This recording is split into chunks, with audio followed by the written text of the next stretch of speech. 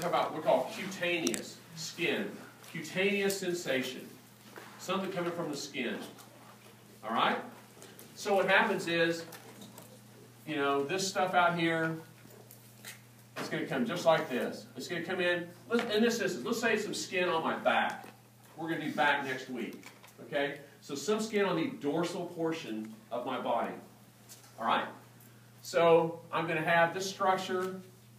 And let's don't worry about if it's dendrites, axon. Just, okay, draw it. It comes like this right here. It's going to come, remember, it's coming from the periphery to the central nervous system. So it's going to come along like this, travel right through this spinal nerve. Oops, I didn't draw that very well, did I?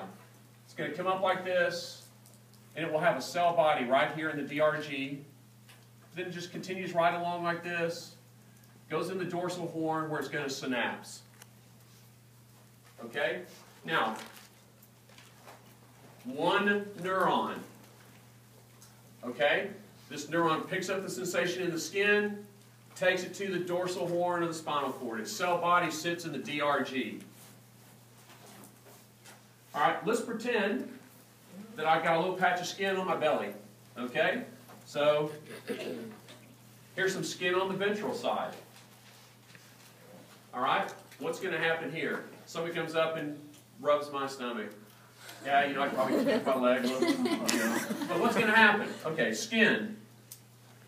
Cutaneous sensation from the ventral side of the body. What's going to happen? Well, I've got my little things that are going to detect that, and this thing's going to go just like this. Oh, but wait a minute. You guys are probably still thinking ventral means motor, right? Yeah. I'm drawing this through a VPR. What the hell? Excuse me, what the heck? How can this be? All right? So it comes along just like this, comes along, goes right up this pathway, goes in and synapses in the spinal cord. It doesn't matter. I mean, I've got to get sensation from the front side of my body, get sensation from the back side of my body. DPR, VPR, they're going to be mixed nerves. Yes, ma'am. Does it also have a cell body? I didn't draw the cell. I apologize. Yes, ma'am. It will also have its cell body right there. Any sensory cell bodies, general sensory cell bodies, are going to be sitting in these DRG, unless it's a cranial nerve. We'll talk about what happens with those later. Okay? So that's sensory. Now hang on. I know everybody still got some questions. Just hang tight for a minute. It all comes together. So typically what happens is sensory comes into the spinal cord, motor's going to go out. Okay, so how does motor work? All right. If I'm this general motor, something has come in, stimulated me. I stepped on a tack. What am I going to do? I'm going to send a motor impulse back down to my leg saying, lift up your foot and get it off that tack. All right? So what happens? Now here goes to your question a moment ago, where's the VRG? There is no VRG, so where are the cell bodies? Cell bodies for the general motor system will be sitting right here in the ventral horn of the spinal cord. That's a neuron, by the way. Okay? So, cell body sitting right here, and what happens? Okay? It's going to come off. It's going to follow this pathway. It's going to come up. And let's see, if it was going to the foot or something, you know, let's say it's going to some motor thing on the ventral side of the body, what's it going to do? It's going to do like you guys are thinking right now. It's going to come right down here, go to a muscle somewhere, and synapse. So you could write muscle if you want. Okay? One neuron. What would happen if it was something that was going to like a muscle of the back? How on earth is this going to work? Same kind of thing. I'm going to have a neuron in the ventral horn of the spinal cord. This axon will come off. It's going to go along like this, come up to the spinal nerve, and then, whoops, it's going to go this way to muscle. Okay? So now let's talk about what we've got up here. If I asked you what type of nerve fibers or whatever are in the dorsal root, you're going to tell me what? Sensory. Sensory only. If I asked what type of cell bodies are in the dorsal root ganglion, sensory cell bodies only. What's in the dorsal horn of the spinal cord? Sensory only. But the issue of just dorsal being sensory doesn't hold once you get from the spinal nerve out. At the spinal nerve, they are mixed nerves. They have both sensory and motor fibers in them. Sensory coming in, motor going out. So a dorsal primary ramus, a DPR, is a mixed nerve. A ventral primary ramus is a mixed nerve. So, if you will, proximal to the spinal nerve, this direction is going to be either sensory or motor. From the spinal nerve distal, think of it as a mixed nerve. Both sensory and motor in those structures. Yes, sir? So the dorsal and ventral roots are not part of the spinal nerve? The question is, are the dorsal and ventral roots part of the spinal nerve? The answer is no. The dorsal and ventral roots come together to form the spinal nerve. And once those roots come together to form the spinal nerve, it's only going to be, like Dr. Hutchins said, that little bitty short thing, and then immediately it will split into the rami. So a true spinal nerve is just this small component where the roots meet and before the rami come off. So I want everybody to understand that concept, that from the beginning of the spinal cord in a distal direction, the spinal nerve and the rami will be mixed nerves. Yes, sir? Realistically, when there's like a reflex, you're going to stimulate muscles on a... What happens on a reflex arc? Okay? What we mean by this is there are reflexes that are controlled by the spinal cord. The information doesn't have to go and get processed up in the brain. All right? So like the patellar tendon tap. You smack your patellar tendon, your knee kicks. All right? All that information is carried in the spinal cord. The way that works is black. Yeah, I'll do green. I'm going to use black for autonomics. So what happens is this sensory nerve that comes in will synapse with another neuron right here. Okay? And then this neuron can actually go down and synapse with a motor neuron. So what happens is sensory comes into the spinal cord, this thing called an interneuron, between neurons. This interneuron will take that signal down to this motor neuron. It goes out, signals, and makes the muscle move. That's a reflex arc. Controlled in the spinal cord. It doesn't have to be processed up in the brain.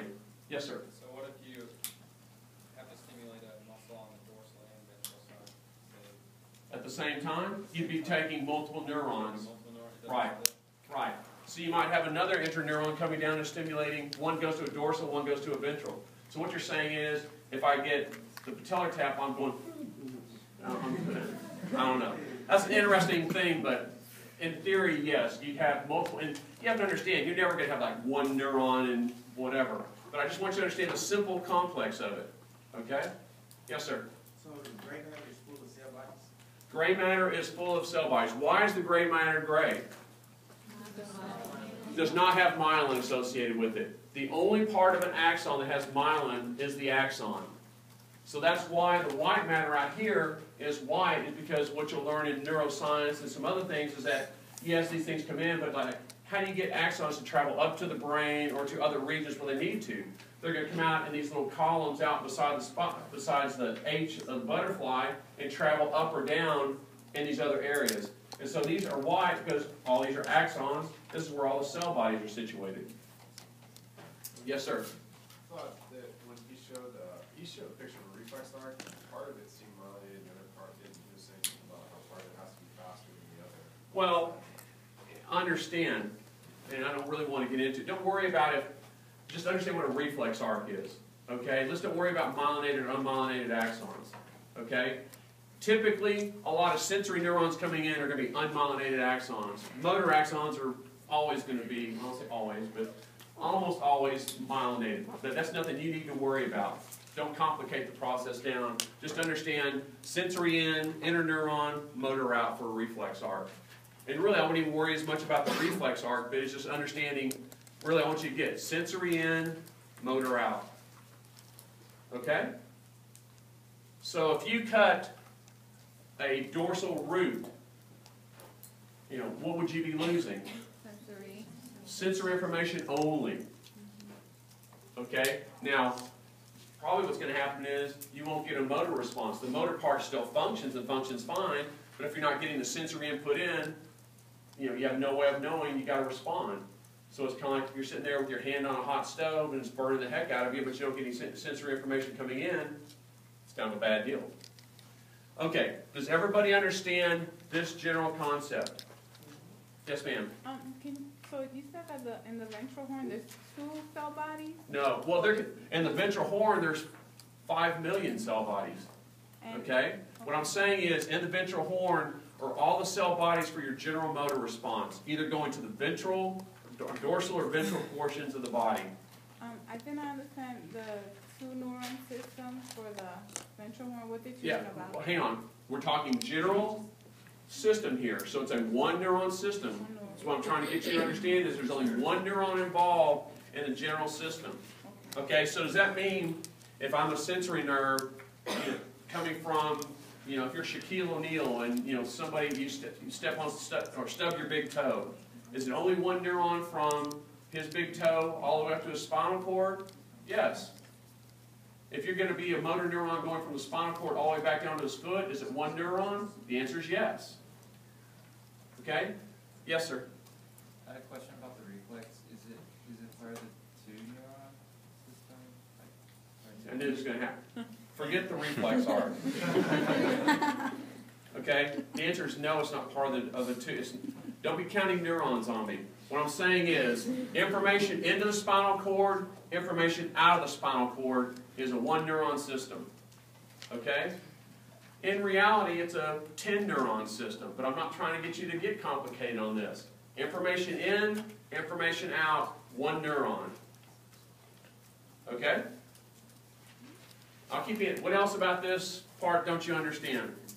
The general system. Yes, sir. So what you're saying is sensory is 1 neuron, motor is 1 neuron. If you want to say it that way, I thought that's what I was saying, but yes. I'm sorry I didn't say it exactly like that, but yes. General sensory, 1 neuron. General motor, 1 neuron. Yes, ma'am. Where do the interneurons come into place? Is that Just in the interneurons come into play in jillions of places that you don't even need to worry about. Okay? We won't even ask you about reflex arcs. I shouldn't have even drawn it. Okay? I know how students are. So I talked about it. Now it's gone. Okay? Let's forget about the old interneuron there. Yes, ma'am. Okay, I'm confused about you said, so in and out is 1. Yes. Autonomic is 2. Right. Have you drawn that yet? I'm getting to, no, I'm not drawing autonomic. I'm getting there. I just want to make sure everybody understands the general system first. Okay? Everybody with me so far? Awesome. Okay. So, what happens in autonomics? Okay? 2 neuron system. Now, first off, I want to make sure, when we say autonomics, there's 2 systems. There's a sympathetic system and there's a parasympathetic system. So when I just say autonomics in general, I'm basically combining the 2 things together. Either arm of the autonomic system, sympathetic or parasympathetic, is the same. 2 neuron system. Okay. So the question is, where, and remember, we're talking motor. I'm not talking a thing about autonomic sensory. When you hear me say autonomic, you immediately think he's talking about that motor system. First off, what do autonomic motor neurons innervate? Smooth muscle, cardiac muscle, glands. Always and only. Okay? Smooth muscle, cardiac muscle, glands. Things that you don't think about.